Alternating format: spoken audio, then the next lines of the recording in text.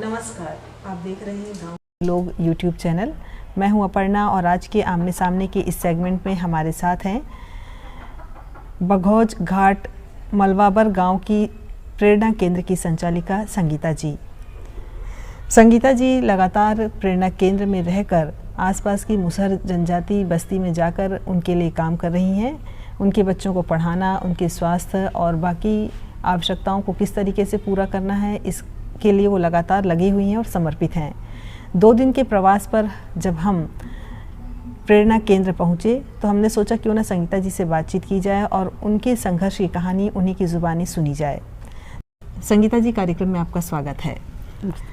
सबसे पहले जब कल हम यहाँ पहुँचे और देवरिया स्टेशन, वहाँ से जब हम इधर आने के लिए निकले और जब इस केंद्र का नाम पता पूछने के लिए लोगों से बात किए तो उन्होंने आपका नाम लेकर बोला कि अच्छा वो प्रेरणा केंद्र वाली संगीता मैम, और उन्होंने हमें पता बताया और हम उनके बताए पते पर ही यहाँ पहुँच पाए। तो मेरा कहने का मतलब ये है कि आपकी पहचान आपके शहर में है, आपको लोग नाम से जानते हैं, आपके काम से जानते हैं। तो आपके संघर्ष की जो कहानी है कि यहाँ आप कैसे आईं, कहाँ की हैं और किस तरीके से आपने इस काम को करते हुए अपनी एक पहचान बनाई, इसके बारे में हमको थोड़ा बताइए और हमारे दर्शकों को भी बताइए। पहले तो मैं प्रेरणा केंद्र में आने से पहले अपने मायके के घर में रहती थी। वहाँ पे हमें बहुत ज़रूरत थी पैसों के, बच्चों को पालना था, इसलिए मैं काम करती थी दूसरी संस्थाओं में, जैसे पूर्ण शिक्षा चलाना, हेल्थ पे काम करना। ईसाई एक संत पुष्पा कॉन्वेंट है, वहाँ हेल्थ का काम था। पूर्वांचल गोरखपुर में है, वहाँ भी हेल्थ का काम था। तो उन्हीं से काम करना शुरू की। काम करती थी मैं, लेकिन ये मेरा थोड़ा सा भी अंदाज़ नहीं था कि गाँव में ऐसे भी होता है, इस तरह लोग हाशिए पर रहते हैं।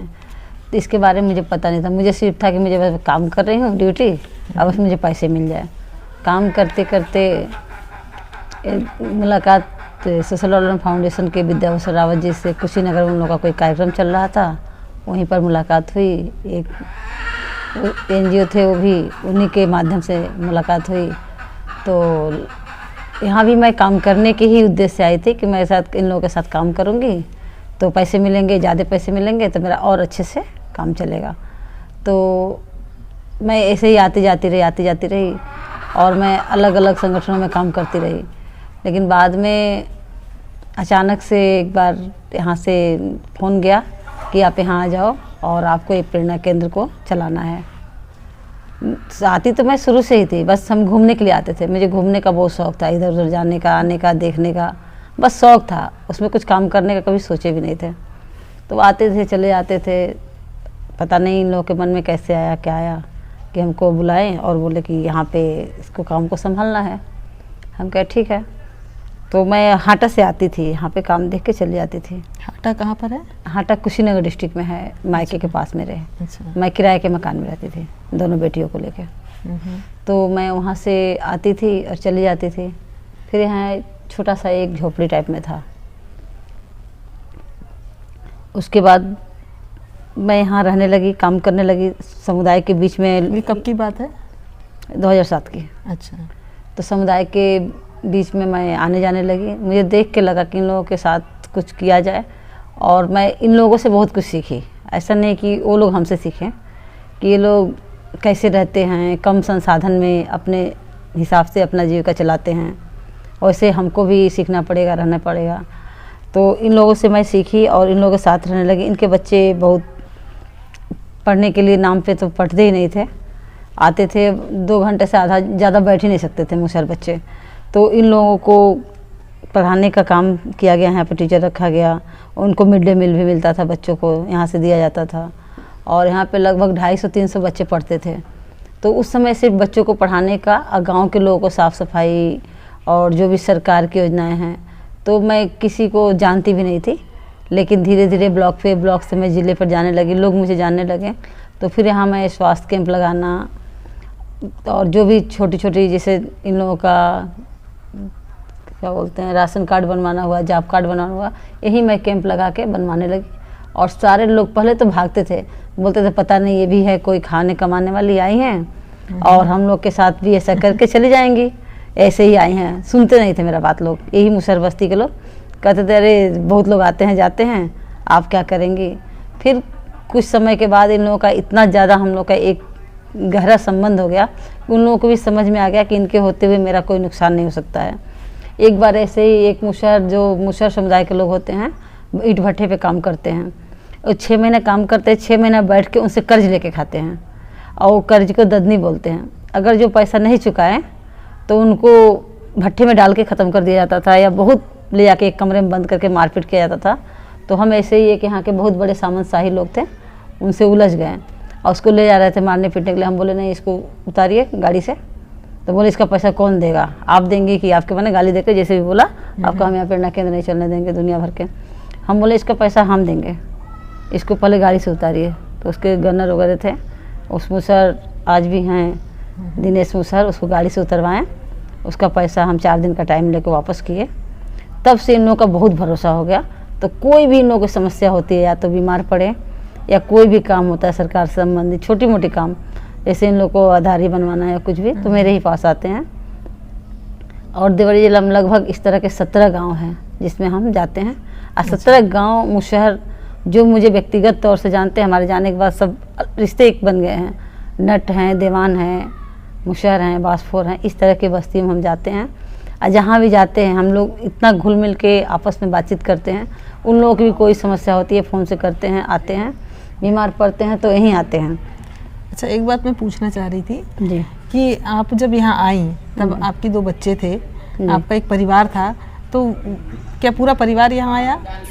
आप नहीं, किस मैं तरीके- बच्चों को हाटा छोड़ दी थी, हाटा किराए के मकान में मैं यहाँ आती जाती थी।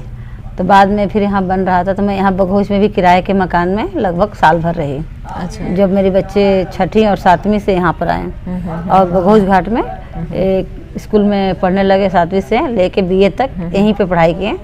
और इसमें SDF का बहुत सपोर्ट है, नहीं तो मेरे बच्चे आज एक GNM की है, एक BA फाइनल की है, अच्छा। जो नहीं कर पाती। कहीं ये लोग भी मेरे साथ छोटा मोटा, क्योंकि हम बहुत कम पढ़े लिखे हैं, तो मेरे बच्चे भी कहीं खेतों में मजदूरी करते।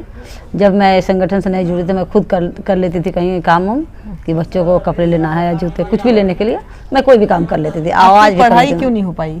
मेरी पढ़ाई, क्योंकि मेरे पिताजी मामूली वर्कर थे रिलायंस जूट मिल कलकत्ता में, और हम लोग के क्योंकि कलकत्ता में पिताजी रहते थे, माँ हम लोग सब लोग रहते थे, तो वहीं 4ठी 5वीं तक पढ़े। और हम लोग 5 बहन होने के नाते जल्दी में 13-14 साल में मेरी शादी कर दी। 94 में मेरी शादी हो गई। अच्छा। और 94 में शादी होने के बाद 6ठी क्लास में थे, और उसके बाद मेरी शादी हो गई। हम पढ़ने, लेकिन बेटियों के साथ हम हाई स्कूल और इंटर किए हैं। जैसे फॉर्म भर के काम करते करते लगा कि नहीं, पढ़ना थोड़ा ज़रूरी है, तो हम इंटर तक पढ़े हैं इस तरह से। लेकिन क्लास हम 6ठी तक ही किए हैं। आपके जीवन का संघर्ष क्या रहा? जीवन का वो 94 में मेरी शादी हो गई, ससुराल गए। पहली बेटी तक तो सब ठीक ठाक रहा, 2 बार बेटी हो गई, तो लगा उन लोगों को कि अब तो 2 बेटियां हो गई, खर्चे बढ़ गए। लगे हमको परेशान करने, लोग मारपीट करने बहुत ज़्यादा। तो मारपीट करने लगे तो फिर सोचे कि यहाँ पिताजी को बुलाएं, पहले खत लिखें। तो गांव में एक बार आ गए, पहली बार ही। हम बोले अब नहीं जाएंगे वहाँ पे, तो गांव में नहीं बोलते हैं, अब तो शादी हो गया, अब तो जो तुम्हारे भाग्य में लिखा था हो गया, अब तुमको वहीं रहना है, ससुराल में ही। ये हाँ नहीं रह सकती मायके में। दोबारा मुझे पंचायत होता है ना गांव में, पंचायत करके भेज दिए। फिर दोबारा भी वैसे ही होने लगा। फिर मैं पिताजी को बोली, तो मेरे पिताजी थोड़ा सा बाहर रहे थे, तो बोले ठीक है, जब तुम रहना ही नहीं चाहती हो तो चलो। तो फिर मेरी छोटी बेटी अभी पैदा भी नहीं हुई थी, तो कलकत्ता लेके चले गए। इसका जन्म कलकत्ता में ही हुआ। और उसके बाद वहाँ से फिर आने के बाद लोग जब वहाँ जाने का नाम लेते थे, मुझे बहुत डर लगता था कि मुझे वहाँ ना भेजे, मर जाना पसंद करती हूँ। लेकिन मैं देखी कि ज़्यादा मायके वाले भी जब ससुराल में कोई नहीं जाता है तो उतना सम्मान नहीं करते हैं। बहन ससुराल से आती थी तो उनको बहुत सम्मान होता था, मेरा नहीं होता था, मेरे बच्चों का नहीं होता था। तो मैं अपना घर छोड़ दी, बच्चों को लेके मैं बोली कि मैं कोई काम कर लूँगी, इन लोग के पाल लूँगी। तो मैं एक संस्था में काम कर रही थी, उन्होंने मुझे एक साइकिल भी दिया था, और मुझे उस समय 1200 रुपये महीने का तनख्वाह देते थे। तो मैं उतना ही में और ट्यूशन पढ़ाती थी, तो उतना में मेरा काम चल जाता था बच्चों को। उस समय 300 किराए का मकान भी किराया था, बहुत ज़्यादा नहीं था। तो लेके मैं हाटा रहने लगी, इधर उधर संगठनों में जाने लगी। उसी दौरान SDF से परिचय हुआ। और फिर मैं यहाँ तक आ गई। जब आप 2007 में यहाँ आई थी, जी। तब की स्थिति और आज की स्थिति में या उसमें क्या बदलाव आपको नज़र आता है? नहीं, पहले तो मुझे लगा था कि मैं मेरा किस्मत बहुत ख़राब है, मैं 2 बेटियां हैं, बहुत कुछ मैंने सोचते थे। लेकिन अब लगता है मेरे सारी बहनें अब मुझसे राय लेती हैं। जो मुझे हीन भावना से रिश्तेदार लोग जब देखते थे, अरे इसकी 2 बेटियां यहाँ ससुराल से छोड़ दी गई, दुनिया भर की बातें, अब क्या होगा। अब वो बोलते हैं सबसे ज़्यादा मेरी बेटी पढ़ी है। जो मेरी बहनें बहुत ज़्यादा अच्छे घर में हैं, सारा सुविधा संपन्न है, उन लोगों के बच्चों से ज़्यादा मेरी बेटी पढ़ी हैं। हर चीज़ में हम लोग समझदार हैं, जाने आने में कहीं जा सकती हैं, आ सकते हैं। उन लोग के बच्चे घर से एक क्षेत्र में ही नहीं घूम सकते हैं, इस तरह के हैं। तो अब सब लोग सम्मान करते हैं, पहले नहीं करते थे, मेरे घर वाले भी। और यहाँ पर भी आपको क्या बदलाव दिखता है? जब प्रेरणा केंद्र में आप पहली बार आई, जैसा बता रही थी कि एक झोपड़ी थी, यहाँ पे उसके बाद आप किस तरीके से काम की कि ये इतना बड़ा सेंटर सबसे पहले यहाँ पे बिजली नहीं था। सबसे पहले मैं हाटा में रहती थी, तो मैं काम करते करते बहुत लोगों से परिचय हो गया था। तो वहाँ के जेई थे, बसपा की सरकार थी, हम बसपा में थोड़ा सा बहुत काम करते थे। कभी कभार मीटिंग वीटिंग में चले जाते थे। तो उसमें श्रीनाथ MLC थे देवरिया से, तो हाटा से चुनाव लड़े थे, तो परिचय था। तो बोले कि वहाँ केंद्र बनाए। हमको भी इतना थोड़ी ना पता था कि इतना आगे बढ़ेगा। वहाँ पर थोड़ा लाइट अगर जो आप लोग लगवा देते हैं, तो बोले ठीक है। जेई को लोग तुरंत फ़ोन किए, अब बोले ठीक है, तुरंत लाइट लग गया। पहला काम लाइट लगा। तो हम पहला काम यहाँ के लोगों से कुछ पेड़ मांगे, और जैसे जामुन लगा हुआ है तो वो पेड़ लोग दिए, तो मैं पहले पेड़ लगाई। फिर जाके इसको इतना धूल उड़ता था, बहुत धूल भरा था। फिर उसको पानी से हमेशा तराई करना, बैठाना, लिपाई पुताई करवाना, और गांव के लोगों के साथ बैठना, जाके 2-2 घंटा 1-1 घंटा बिना मतलब के बैठे रहते थे। तो लोगों को लगा कि नहीं, ये जैसे हम लोग के भले के लिए बोल रही हैं, तो लोग मेरे समझने लगे। और यहाँ पे धीरे धीरे करके सबसे पहला काम है लाइट लगा, पेड़ लगवाएं। फिर यहाँ पूरा घास लगवा दिए थे, जो अभी सफ़ेद सफ़ेद दिख रहा है। फिर घास में हमें पता नहीं था, बाद में सांप आके छुपने लगे, फिर घास हटवा दिए। और उसके बाद धीरे धीरे करके थोड़ा थोड़ा करके बना। यहाँ पे पहले ये हट था, ये झोपड़ा था। उसके बाद अभी तो ये 2010 में ये बना है कैटरन। यहाँ हट था, और उसके बाद फिर ये बना थोड़ा थोड़ा करके। जैसे यहाँ पे बहुत सारे गाय भी रखा गया, गौशाला खुला। राष्ट्रीय महिला आयोग से हेमलता खेरिया जी आई, इसका ओपनिंग की। हमको लगा बहुत अच्छा चलेगा, लेकिन हमारे पास ज़मीन न होने के नाते, बहुत कम ज़मीन होने के नाते, हर चीज़ मुझे मार्केट से लेना था, भूसे से लेके चोकर, लेबर, सब कुछ। तो मुझे बहुत ज़्यादा उसमें गौशाला भी नहीं चला, भैंस पालन। फिर गांव के लोग 5 किलोमीटर दूर जाते थे आटा पिसवाने, फिर आटा चक्की लगा, फिर गांव के मिल वो भी नहीं चला। उसके बाद यहाँ पे सिलाई सेंटर खोले, जिसमें मुसहर महिलाएं सिलाई सीख गई। आज वो अपना घर में अपना कपड़ा खुद सिलती हैं। मुसहर लड़कियाँ, कुछ लड़कियाँ तो ऐसी हैं जो यहाँ सीख के जाके मार्केट में पैसे कमाती हैं अपना, और वो लोग सिलाई सीखी। हम बोले सिखाया उनको सिलाई? हम भी जानते सिलाई, हम भी सीखें। पहले टीचर रखें, खुद सीखें गांव वाले के साथ साथ। जब हम सीख गए तो हम खुद सिखाने लगे। अच्छा। तो हम बोले नहीं, कुछ करोगे तो गांव में 10 रुपये के लिए इधर उधर मजदूरी करना नहीं जाना पड़ेगा, अपना सिलाई अपना तो सिलाई करके कुछ पैसे कमाओ। सिलाई बहुत महंगा हो गया। तो गांव में 2-4 महिलाएं ऐसा है कि वो मशीन मजदूरी करके मशीन खरीद ली और वो सिलाई करती हैं।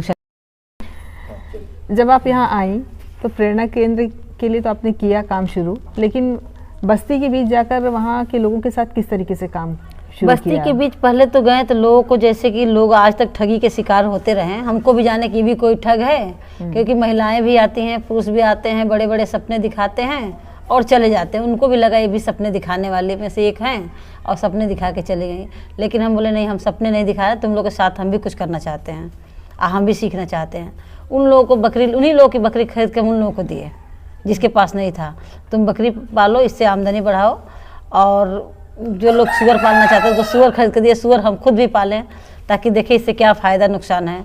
उसके बाद 5-5 हज़ार रुपये के दुकान रखवाएं, रिक्शा खरीद के दे जाओ, रिक्शा चलाओ, ठेला खरीदवाएं गांव में। इससे लोग बाहर भी तो जाएंगे, लोगों से मिलेंगे जुलेंगे, तो थोड़ा सा इनका बदलाव आएगा। और बच्चे इस तरह से सारे बच्चे को यहाँ पढ़ाना, गांव में लोगों को आर्थिक सशक्तिकरण से जोड़ना। इसी के साथ दीवान बस्ती में, नट बस्ती में हम 2000, 5000 करके रुपया दिए। कोई चूड़ी बेचता है, कोई अंडा बेचता है, आज भी बेचते हैं लोग, कोई ठेली चलाता है, जो कि भालू बंदर दिखाते थे। भालू बंदर सरकार द्वारा उनसे ले लिया गया, फर्जी मुकदमे में उनको तबाह कर दिया गया। लोग बहुत परेशान थे। छोटे छोटे पैसे से वो लोग अपना इस समय जीविका चला रहे हैं। कोई चूड़ी बेच रहा है, कोई बच्चों को लेके जाते हैं लोग बांस उगाड़ के अपना तमाशा मशा दिखा के कर रहे हैं। अब जाके बहुत समय लगा हमको, लगभग 10 साल लग गया इन लोगों को समझने और समझाने में, तब जाके लोग अब पूरी तरह से एकदम घुल मिल गए हैं।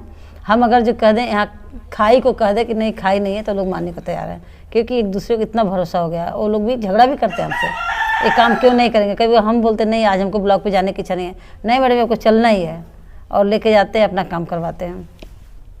तो इस तरह से बहुत बदलाव हुआ। क्या दिक्कतें तो देखिए हमको भी बहुत हुआ, लेकिन उसको हम दोहराना नहीं चाहते। हम लोग कई बार दोनों बच्चियों के साथ बहुत दिक्कतें सहे, वैसे ही गांव में न सहे, कोई मेरे जैसी और लोग न सहे। इसलिए हम चाहें कि जो भी महिलाएं, जैसे एक महिला उसका पति नहीं, आग लगा के जल के ख़त्म हो गया, वो इतने छोटे छोटे बच्चे थे, उसको मैं अपनी भंडारी बता दी, यहीं रहती थी, उसके बच्चे बड़े हो गए, उसके बच्चे को पैसा से देकर हम लोग विदेश भेजे हैं। अब उसकी स्थिति ठीक हो गई, ताकि बिना पति के, बिना आदमी अपने खुद संघर्ष से भी अपने घर परिवार को अच्छे से चला सकता है। ये मुझे भरोसा है कोई अगर करना चाहे तो। कल आपके साथ मैं मुसहर बस्ती गई थी जी। मैं 1-2 जगह की और मुसहर बस्ती देखी हूँ, लेकिन वहाँ बहुत गंदगी और अव्यवस्था, लोग कच्ची झोपड़ियों में रह रहे हैं, पानी की निकासी नहीं है, नालियाँ हैं। लेकिन जब यहाँ गई तो यहाँ बड़ा साफ़ सुथरा और पक्के मकान दिख रहे थे मुझे, और बहुत व्यवस्थित लग रही थी पूरी बस्ती। तो ये किस तरीके से संभव पाया और आपने कैसे किया ये? नहीं, हमको बोलते थे मैडम जी आपके यहाँ जाते तो चाय पिलाती हैं, आप हमारे यहाँ चाय नहीं पीती हैं। हमारे तुम लोग गंदे रहोगे तो चाय नहीं पियेंगे, सफाई रखोगे तो चाय पियेंगे, खाना भी खाएंगे, बनाओ तो मैं वहीं बैठ के पहले इसको साफ़ करो, बर्तन ऐसे धुलो, फिर हमको खाना लेके आओ बना के हम खाएंगे। हम बासपुर बस्ती में, डोम बस्ती में भी बोले तुम बना के लेके आओ मेरे सामने, और हम खाने लगे तो मैडम आ रही हैं। इस तरह देख के वो लोग सफाई के तरफ बहुत ज़्यादा, उनके बच्चों को, सारे बच्चों को बुला के यही जगह पे शैम्पू मंगवा के नहलाना, साफ़ सफाई करके भेजेंगे, बोलेंगे तब उन लोगों को लगेगा अरे मैडम जी मेरे बच्चे को सफाई कर दी, तो अगले दिन सब खुद अपने बच्चे को साफ़ करके भेजेंगे। स्कूल भेजती थी वैसे ही भेज देती थी, नाक को बह रहा था तो हम लोग एक यहाँ सुरेश यादव जी थे मधुबन के, वो क्या करेंगे यहाँ लोटा लेके बैठ जाएंगे, एक एक बच्चे के नाक साफ़ करेंगे, खूब नहलाएंगे। तो वो लोग देखी तो हम लोग को लगा कि इतने बड़े आदमी हो के मधुबन से आके मेरे बच्चों को नहला रहे हैं, हम लोग अपने घर में बैठे नहीं नहलाते हैं। तो वो लोग उससे बहुत ज़्यादा प्रभावित हुए कि अरे ये लोग तो हमारे बच्चों को नहला रहे हैं, हम लोग अपने बच्चों को नहीं नहला रहे हैं। तो बच्चों को साफ़ सुथरा भी रखने लगे, और देख के यहाँ इतना सफाई रहता है, वही लोग करते हैं। हम बोले जैसे अपना मेरा करते हो वैसे अपना भी करो। वो लोग इस तरह से देख देख के बहुत सीखे लोग। अच्छा, नहीं पक्के मकान भी दिख रहे थे बहुत। पक्के मकान तो अभी सब 2-4 साल के अंदर बने हैं। पक्के एक भी मकान नहीं थे, रास्ते नहीं थे, गांव में लाइट नहीं थी, कोई व्यवस्था नहीं था। अभी सारे आवास, पेंशन सब कुछ सबको भरपूर है। तो इसके लिए प्रयास करना पड़ा कि वे खुद जाकर? नहीं, हम लगभग हमारी आज़ादी करके हम एक धरना प्रदर्शन करते थे, जिले पर जाकर डिस्ट्रिक्ट मजिस्ट्रेट को ज्ञापन देते थे कि हमारे गांव में यह समस्या आप देखिए। और हम कार्यक्रम साल में 2 बार तो करते ही थे कि सारे उच्च अधिकारी को यहाँ बुलाते थे और बस्ती दिखाते थे। तो उन लोगों को लगा कि हाँ ये सही काम करे, मेरा सपोर्ट करना चाहिए। तो हम कहते पहले देख लीजिए, करने लायक हो तो करिएगा, नहीं करने लायक तो खुद वीडियो साहब आते थे, संडे को यहाँ देखते थे। सारे उच्च अधिकारी यहाँ आते हैं और देखते हैं और कहते नहीं आप सही काम कर रही हैं, ना गलत करती हैं ना गलत करने देती हैं। तो यहाँ काम करते हैं लोग, अधिकारी लोग भी काम करते हैं। और ज़्यादातर मेरा अधिकारी लोगों से ही जान पहचान रहा, और मैं सीधे बता के, यहाँ तक कि एक मुशहर मर गया था यहाँ पे, वो थे सदस्य अजय यादव, हम बोल दिए मुशहर मर गया है, यहाँ बचस्पति तिवारी प्रधान था, बोला मर गया तो क्या करें, जाके जला दो। हम अजय यादव से बोले देखिए ना मर गया, क्या करें, हमारे पास भी पैसे नहीं है कि हम क्या करें। अजय यादव आए, उसको तत्काल कफन वफन का पैसा दिए। उसके बाद एसओ को फ़ोन किए, एसओ साहब अब तो यहाँ तक तो हो गया, अब आगे कैसे होगा। तो वो बोले, जिसके हम लोग घर में गए थे, तो एसओ साहब अपनी गाड़ी से, बघोज एसओ, सारा सामान लेके आए, और जितने लोग साथ में, कोई 200, कोई 500, कोई 1000 दिया। उसका पूरा पति का क्रियाक्रम तो हुआ उस पैसे से, उसका जो पैसा बचा उसकी बेटी की शादी में भी लगा दिए। अच्छा। ये मुसहर मेला इस तरह से हम लोगों से कह के भी सपोर्ट करवाते हैं जहाँ हम नहीं कर पाते हैं। तो लोग बोली कह रहे मैडम जी के पास नहीं होता है तो ये तो थाने से मंगवा देती हैं, जो कि थाने को देख के लोग भागते थे। एडिशनल साहब शिषपाल सिंह थे, खुद मुसहर के शादी में आते थे। अच्छा, तो यहाँ पर बच्चों को आप पढ़ाने का भी काम किए कुछ साल, और अभी तो बच्चे स्कूल जाते हैं, लेकिन आगे की स्कूल की व्यवस्था और कैसी होगी, क्योंकि यहाँ 8वीं तक ही है आप बता रही हैं, और बच्चे क्या पढ़ने में रुचि लेते हैं, उनको किस तरीके से प्रेरित करते हैं कि वो स्कूल जाएं? बच्चों को पहले तो हम यहीं पर सिखाते हैं कि जो वो होता है घरेलू शिक्षा, कि बच्चे पढ़ना बहुत ज़रूरी है, माँ बाप को समझाते हैं। और बच्चे स्कूल जा भी रहे हैं, लेकिन स्कूल जाने में, स्कूल में इतने ढंग से पढ़ाई नहीं होती है, इसलिए बच्चे नहीं जाते हैं। या तो बच्चे जैसे बहुत छोटे उम्र, बड़े उम्र, जैसे और अन्य जाति के बच्चे आते हैं, वो छोटे में उसको जानकारी ज़्यादा होती है, इनको कम होती है, क्योंकि इनको स्कूल से आने के बाद तुरंत बकरी लेके जाओ और भी खेत में माँ के साथ काम करने जाओ, लोग के साथ, ये लोग के खेत में, तो ये ज़्यादा पढ़ नहीं पाते हैं। तो इनको अपने आप को लगता है हीन भावना से टीचर देख रहे हैं, या जो भी उनको ज़्यादा आता है हमको कम आता है, इसलिए हम पीछे बैठते हैं। तो कुछ दिन बाद इनका मनोबल टूट जाता है, इसलिए बच्चे नहीं जाते हैं, स्कूल नहीं जाते। अगर जो मुसहर बच्चों को वास्तव में पढ़ाना चाहते हैं लोग, तो उनके लिए अलग से आवासीय विद्यालय होगा, तभी ये अच्छे से पढ़ पाएंगे। नहीं तो बहुत एक दो निकलेंगे गांव में, ज़्यादा बच्चे नहीं। बहुत प्रयास से इस गांव से 3 बच्चे हाई स्कूल इंटर किए हैं, बाकी 6ठी 7वीं 8वीं तक है। 8वीं के बाद इनकी शादी हो जाती है, या तो घर की स्थिति बहुत ख़राब होने के कारण ये सूरत पानीपत काम करने चले जाते हैं। उसके आगे पढ़ाई के सोचते भी नहीं हैं, और काम का, पैसे का, आमदनी का वो करने चले जाते हैं। भविष्य में आपकी क्या योजना है? इस प्रेरणा केंद्र को और किस तरीके से विकसित करेंगे, और क्या व्यवस्था इसमें और करेंगे कि जिससे ये और बड़े स्तर पर काम कर पाए? क्योंकि अभी तो आप बता रही हैं 17 गांव हैं जो आसपास वहाँ जाते हैं, तो क्या 17 गांव में जब आप जाती हैं तो वहाँ भी सब इसी तरीके की बस्तियाँ हैं, इसी तरीके की व्यवस्था वहाँ कर पाई हैं, बच्चों को उसी तरीके से चीज़ें मिल पा रही हैं जो यहाँ पर मिल पा रही हैं? नहीं, क्योंकि वहाँ हम इतना नहीं जा पा रहे हैं जितना जाना चाहिए। यहाँ पे मैं फुल टाइम रहती हूँ, तो यहाँ के लोगों की जरूरत जल्दी पूरा हो जाती है, वहाँ हम जाते हैं, तो इस वजह से वहाँ पे उतना ज़्यादा बदलाव नहीं हुआ है। लेकिन हाँ, लोग अब जागरूक हो चुके हैं, अपने हक अधिकार के लिए बोल रहे हैं, आगे आ रहे हैं, और वो भी चाहते हैं कि मेरे बच्चे पढ़ें। और बच्चों को स्कूल लगभग कुछ ही लोग हैं जो बच्चों को स्कूल नहीं भेज रहे, नहीं तो बहुत सारे मुसहर बस्ती ऐसे हैं हमारे इसी गांव में भी, कुछ अपना फीस दे के प्राइवेट स्कूल में बच्चों को पढ़ा रहे हैं, जहाँ अच्छी शिक्षा मिल सके बच्चों को। और भविष्य में आप किस तरीके की और परियोजनाएं हैं प्रेरणा केंद्र के लिए? प्रेरणा केंद्र का तो बस यही रहेगा कि जो भी लोग हाशिए पर है उनको मुख्य धारा से जोड़ा जाए, और वो लोग जागरूक हो, इस प्रेरणा केंद्र को भी लेके चलाए, अच्छे से करें, और बस यही। आपका बहुत बहुत धन्यवाद, आप हमारे कार्यक्रम में आई और हमारे दर्शकों को इतनी महत्वपूर्ण जानकारी।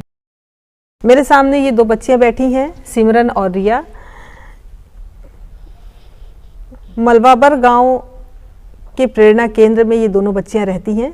हम इनसे बातचीत करेंगे कि इस केंद्र में ये क्यों रहती हैं और यहाँ पर उन्होंने क्या क्या काम किए और किस तरीके का इनका संघर्ष रहा। तो सिमरन और रिया, कार्यक्रम में तुम दोनों का स्वागत है। सबसे पहले हमारे दर्शकों को एक एक करके बात बताओ।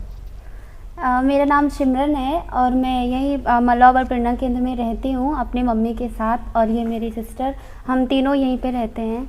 मैम, हम लोग 2007 से 8 से रेगुलर रह रहे हैं, और यहीं से हम लोग के 8 से और BA तक का मेरा पढ़ाई यहीं से स्टार्ट हुआ, और अभी ये मेरी सिस्टर है। नमस्कार मैम, मेरा नाम रिया है, और हम लोग यहाँ पे बहुत छोटे थे तब से यहाँ पे रह रहे हैं। मैं क्लास 9th में थी तब मेरा यहाँ पे एडमिशन हुआ था, मम्मी के साथ यहाँ पे आई हुई थी मैं। और मैम, थोड़ा सा जैसे यहाँ के बारे में अगर बात करें हम, जैसे यहाँ का गांव है, तो जब हम यहाँ पे आए थे तो हमसे छोटी छोटी लड़कियाँ जो थी, उनका मतलब 11 साल, 12 साल, 8 साल, 10 साल में शादी हो जाता था। हमारे लिए ये बहुत मतलब नई चीज़ थी कि इतनी कम उम्र की लड़कियों का मतलब इतनी जल्दी शादी हो जाना, मतलब बहुत अजीब लगता था देख के। अभी जो हमसे छोटी लड़कियां थी उनको देखेंगे आप तो ऐसा लगेगा कि ये 30-35 साल की हैं, जो कि हमसे छोटी हैं। और एक दूसरा चीज़ जो देखने को मिला कि अशिक्षा यहाँ पे बहुत ज़्यादा था। ये मतलब बच्चों को यहाँ पे हम लोग आने के बाद काफ़ी, हमारा एक टीम था यूथ ग्रुप के नाम से, जो युवा टीम हमारा था, तो सब मेहनत करते थे, गांव में जाते थे, बच्चों को पकड़ के लाना, यहाँ पे बिठाना, और मतलब उन्हें थोड़ा सा लालच देना कि चॉकलेट देंगे, खाना देंगे, कपड़े देंगे। तो ये जो तुम्हारी यूथ टीम थी वो क्या क्या काम करती है? जैसे मैम, हम अलग अलग गाँव में जाते थे फैक्ट फाइंडिंग के लिए, और जैसे हमारे 2-3 गांव हैं आसपास में ही, वॉकिंग डिस्टेंस पे चले जाते थे हम लोग। तो वहाँ पे जाते थे, बात करते थे वहाँ की महिलाओं से कि अब अपने बच्चों को पढ़ाते क्यों नहीं हैं। अगर जब आप बच्चों को पढ़ाएंगे तभी मतलब बच्चे शिक्षित होंगे और हमारा जो समाज है वो बदलेगा। तो फिर काफ़ी परिवर्तन भी आया हमारे ये पहल से। हम लोग जाते थे तो और भी लोग अपना समस्या रखते थे, जैसे साफ़ सफाई के बारे में हम लोग बताते थे, गांव में जो भी योजनाएं, जैसे कि मैम आपको, जैसे गांव में अभी भी लोग, जब हम लोग जाते थे गांव में तो लोग बीमार पड़ेंगे तो लोग ओझा साधु बाबा के पास जाते थे, वो डॉक्टर के पास नहीं जाते थे। पर हमारा ये भी रहता था कि आप लोग जब बीमार पड़े तो डॉक्टर के पास जाए, उसके पास इलाज है, ना कि बाबा डॉक्टर के पास। तो ये भी रहा हम लोगों का। और हम लोग गाँव में अभी भी हम लोग जाते हैं, गाँव में लिख करके लेके आते हैं उनकी जो समस्याएं होती हैं, हम लोग जाते हैं, या फिर उनको कोई समस्या, अब तो खैर जाने की ज़रूरत नहीं पड़ती क्योंकि अब लोग जान गए हैं यहाँ से हमारी समस्याओं का समाधान होगा प्रेरणा केंद्र से। तो लोग आते हैं और अपनी समस्या वो खुद आकर के भी कहते हैं, अगर उनको व्यक्तिगत कोई परेशानी होती है तो हम लोग उन पे भी मदद करते हैं। अच्छा, ये बहुत ही इंटीरियर और गांव में है प्रेरणा हाँ मैम, केंद्र, ये बहुत रूरल और तुम एरिया। आज की जनरेशन हो, तो जब गांव में रहती हो, यहाँ पर जैसे लोग कॉलेज जाते हैं, थोड़ा यूथ जो जनरेशन वो एंजॉय करती है, मस्ती करती है, या खुले में रहना चाहती, तो क्या तुम लोगों को कभी ऐसा नहीं लगा कि तुम इस गांव में रह रही हो और इस तरीके का माहौल नहीं मिल रहा है, तो कभी उस चीज़ को महसूस नहीं किया? जी मैम, ये होता है क्योंकि ये आप देख ही रहे हैं, देवरिया जिले का ये अंतिम गांव है, हमारा जो गांव है देवरिया जिले का अंतिम गांव है, नदी उस पर ये कुशीनगर डिस्ट्रिक्ट लग जाता है। तो ये लगता है कि ये, लेकिन मैम फिर इसके साथ हम लोग को खुशी भी होती है कि हम लोग फेस्टिवल में ना उलझ करके हम लोग 10 दिसंबर मनाते हैं, मानवाधिकार दिवस मनाते हैं, 8 मार्च मनाते हैं, महिला दिवस, हम लोग कॉन्स्टिट्यूशन डे मनाते हैं। तो अच्छा लगता है, हम लोग त्योहारों में ना उलझ करके अपना जो सेलिब्रेशन हम लोग उसको सेलिब्रेट करते हैं, तो अच्छा लगता है और हम लोग इसमें खुश रहते हैं। क्योंकि लोग, और हम लोग को इसलिए भी खुश होते हैं कि हम लोग इंटरनेशनल डे इंटरनेशनल लोगों के साथ मनाते हैं, जैसे कुछ फॉरेनर सर के जो भी सहयोगी हैं, साथी हैं, तो वो लोग भी आते हैं, तो हम लोग बहुत इंजॉय करते हैं मैम। लोग अच्छा। तो यहाँ पर आते रहते हैं अलग अलग जगहों से, अलग अलग देश से, तो उनसे भी कुछ सीखने को मिलता है, जानने को मिलता है। और हमेशा हम लोग का जहाँ कहीं भी, जिस जनपद में, जिस राज्य में हम लोग का मीटिंग होता है, हम लोग इनवाइटेड होते हैं, तो हम लोग उसमें जाते हैं, अलग अलग लोगों से मिलते हैं। हम लोग मैम बहुत घूम चुके हैं, नहीं लगता है कि यहाँ पर हैं तो कुछ नहीं, बहुत घूमे हैं, राजस्थान, नैनीताल, उत्तराखंड, फतेहपुर, बहुत घूमे हैं मैम।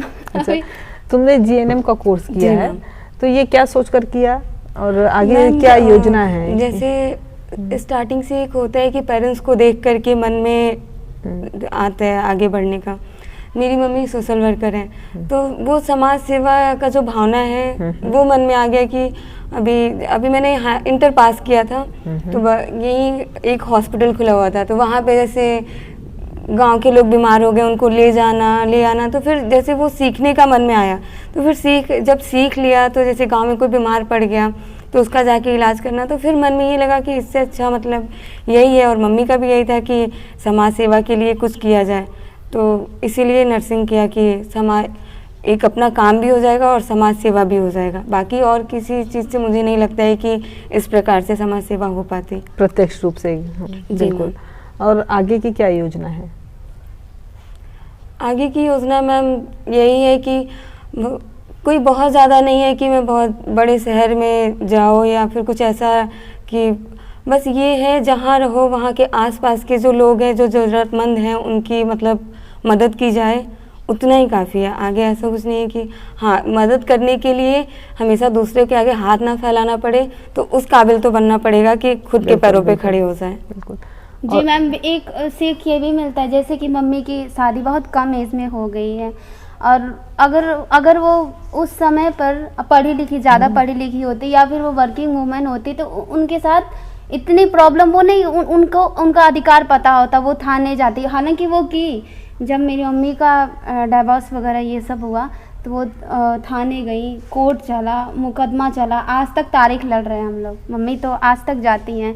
तो अगर देखिए अधिकारों का थोड़ा बहुत ही पढ़ी, मम्मी ज़्यादा नहीं पढ़ी, लेकिन पढ़ने का असर देखिए मैम, पढ़ी तो वो हम लोग को लेकर के लड़ी। आज भी मैम गांव में महिलाओं का पीटना बहुत बड़ी बात नहीं है, छोटी बात है। रोज़ महिलाएं पीटती हैं, रोज़ घर से बाहर निकाली जाती हैं, लेकिन यहाँ 2 रास्ते हैं, आप वहीं मार खाइए, एक वहीं से आप अपने लिए स्टैंड लीजिए। Yes ma'am. तो अभी देखिए हुआ ना, मम्मी पीढ़ी ही बदल दी। अब हम लोग तो बिल्कुल ऐसा ही नहीं सोचते हैं। अभी हम लोग से कोई बोलेगा 13 साल की उम्र में शादी, तो हम लोग चौंक जाएंगे, हालांकि मम्मी के साथ ऐसा ही हुआ है। तो ये परिवर्तन दिखाई देता है मैम, हम लोग बहुत खुश हैं। नहीं लगता है कि किसी चीज़ की कमी है, या हम लोग यहाँ पर गांव में हैं, शहर में होते तो अच्छा रहता। हमें तो यही सारी खुशी यही मिल जाती है, फूल लगाना, ये सारी चीज़ें हम लोग। और वैसे भी शहरों में बगल में अब हमारे रूम के बगल में कौन रह रहा है हमें नहीं पता होता है। हाँ, यहाँ मैम 4-5 गांव हैं, उस गांव में जाके पूछेंगे तो सबको पता है कि यहाँ कौन है, हमसे पूछिए हम बता देंगे कि गांव में ये नाम किसका है। इस तो जिले ये से मतलब लेकर के बहुत उस बड़ी जिले तक